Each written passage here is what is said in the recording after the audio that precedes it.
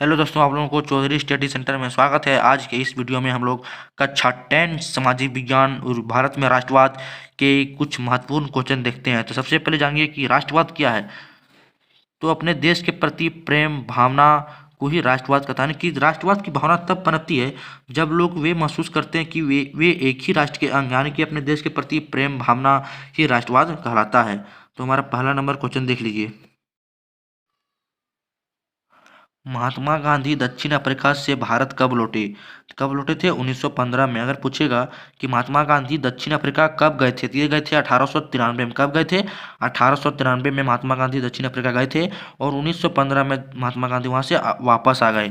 अगला क्वेश्चन देखिए कि असहयोग आंदोलन का प्रस्ताव कांग्रेस के किस अधिवेशन में पारित किया गया। किस अधिवेशन में पारित किया गया? तो दिसंबर 1920 नागपुर अधिवेशन में। कहां पर? दिसंबर 1920 के नागपुर अधिवेशन में। भारतीय राष्ट्रीय कांग्रेस की स्थापना कब हुई? 1885 में। कब हुई? 1885 में। अगर पूछेगा कि झारखंड मुक्ति मोर्चा की पार्टी की स्थापना कब हुई, तो 4 फरवरी 1973। कब? 4 फरवरी 1973।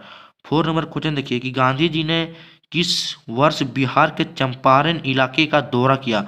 तो 1917 में। कहाँ पर? गुजरात में दौरा किया था। ठीक है, नहीं नहीं सॉरी, हाँ, गांधी जी ने किस वर्ष बिहार के चंपारण इलाके का दौरा किया? तो 1917 में। कब हो जाएगा हमारा? 1917 में।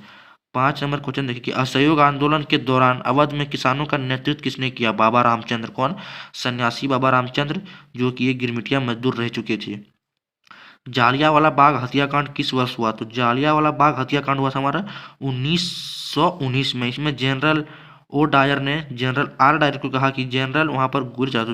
तो जनरल आर डायर ने जालियांवाला हत्याकांड बाग में बहुत सारे लोगों को बेगुनाह गुनाह के मार दिया गया। और वहां पर एक छोटा सा बच्चा 6 साल या 8 साल का लड़का होगा, उधम सिंह, उन्होंने लंदन में जाकर जनरल आर डायर को उसके सीने पर गोली मारती। कहाँ पर मारती? उसके सीने पर। आगे हमारा क्वेश्चन देखिए कि उस सन्यासी का नाम बताइए जो कि फिजी में गिरमिटिया मजदूर रह चुके हैं। तो वही बाबा रामचंद्र। अभी आप लोग को बताए कौन थे? बाबा रामचंद्र। असम में बागान श्रमिकों पर असहयोग आंदोलन का क्या प्रभाव पड़ा?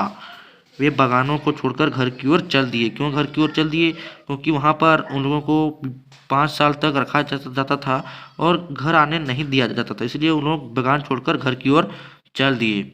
9 नंबर क्वेश्चन देखिए कि सरदार वल्लभ भाई पटेल ने किस किसान आंदोलन का नेतृत्व किया? तो किसका? बारादोली किसान आंदोलन। किसका नेतृत्व किया? बारादोली किसान आंदोलन का। 10 नंबर क्वेश्चन कि साइमन कमीशन भारत क्यों आया? तो भारत में संवैधानिक व्यवस्था की कार्यशैली का अध्ययन करने। साइमन कमीशन अगर पूछेगा कि भारत में साइमन कमीशन का विरोध क्यों किया गया, क्योंकि इस साइमन कमीशन में सिर्फ 7 लीडर्स थे, यानी कि 7 नेता जो कि सारे अंग्रेज थे। और साइमन कमीशन 1928 में भारत आया था।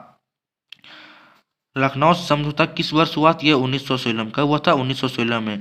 भारत में खिलाफत आंदोलन कब और किस देश के शासक सर्वप्रथम शुरू हुआ? तो ये 1919 में शुरू हुआ था। निम्नलिखित में से किसे बादशाह खान का सीमांत गांधी के नाम से जाना जाता है? तो खान अब्दुल गफार खान। कौन? खान अब्दुल गफार खान। गांधी जी का महात्मा की उपाधि किसने दी? तो गांधी जी के महात्मा की उपाधि किसने दी थी? रविंद्रनाथ टैगोर ने। यहाँ पर आंसर दिया है गोपाल कृष्ण गोखले, उन्हें देखना आप लोगों को। इसका उपाधि दी थी रविंद्रनाथ टैगोर ने। कि चोरी चौरा की हिंसात्मक घटना के बाद गांधी जी ने किस आंदोलन को वापस ले लिया? तो ये असहयोग आंदोलन। तो ये चोरी चौरा हत्याकांड 4 फरवरी 1922 के उत्तर प्रदेश के गोरखपुर गांव में हुआ था। कहाँ पर हुआ था? उत्तर प्रदेश के गोरखपुर गांव में। और यही होने के कारण महात्मा गांधी ने अपना असहयोग आंदोलन को वापस ले लिया गया। और जब फिर इसको असहयोग आंदोलन को लागू किया तो इसमें बहुत सारे जितने लोग थे उसमें बढ़ चढ़ के हिस्सा नहीं लेने, क्योंकि गांधी जी कोई भी आंदोलन लेते थे, जैसे जैसे वो हिंसक होते जा रहा था, गांधी जी हर एक आंदोलन को वापस ले लेते थे। यहाँ पर देखिए क्वेश्चन कि जालियांवाला बाग हत्याकांड के उपरांत किस समिति का गठन किया गया? तो हंटर समिति। किसका समिति? हंटर समिति।